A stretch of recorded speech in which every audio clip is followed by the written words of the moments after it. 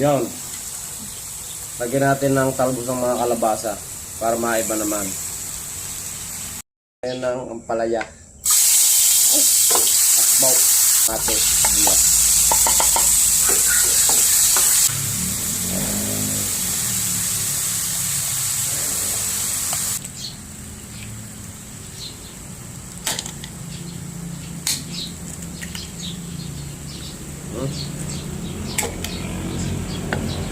Hindi natin lalagyan ito ng tubig kung saan na yung magtutubig.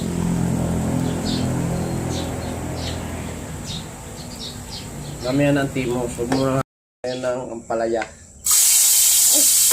Akbaw.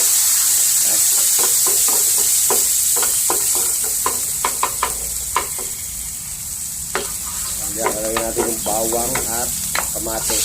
Yan. Yan.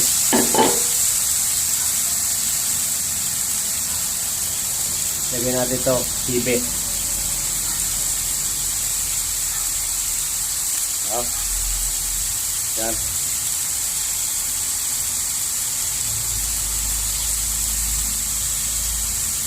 Sino yung hipon?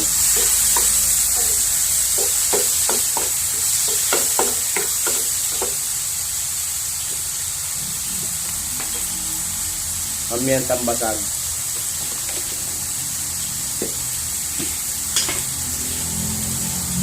Asin. Hindi natin lalagyan ng mga pampasarap dahil natural lang ang lasa. Para healthy.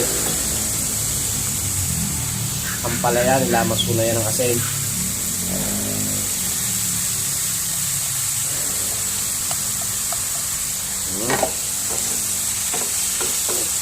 Sukay-sukayin lang natin ang gayaan. Asbok. Hindi na natin ito masyado. Akin na, bilisan mo na yan. Paluto na ito. Yan. Lagyan natin ng talbos ng mga kalabasa para maiba naman. At bulaklak.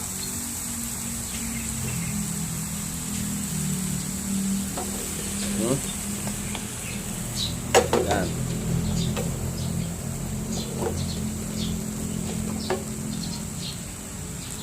Siyempre, lalagyan natin ng egg.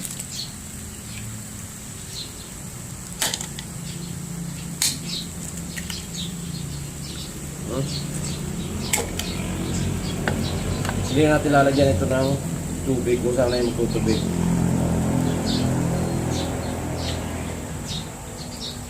Gamihan ng timos. Huwag mo nang hakaluin para maganda.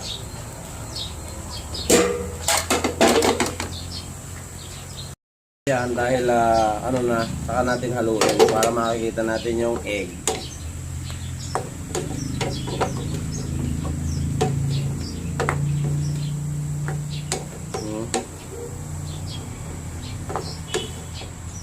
Hindi masyadong luto para ang ampalaya ay hindi masyadong pumait.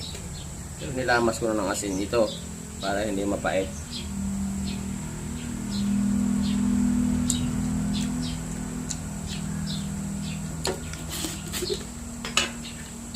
Matabang na konti. Lagyan natin ng asin. Yan. Hindi ko na ito lalagyan ng kunong pampasarap para natural ang lasa. Kamiyan tambasag. Wala naman ang kakain na rin, kaya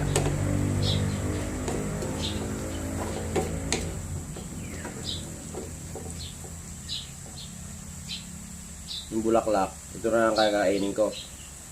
Inugasan mo gaya pati sa loob, maraming siyang langgam. Oo.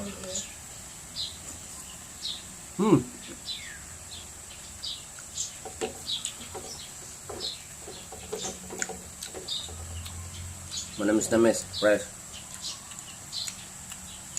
Na, timoshe.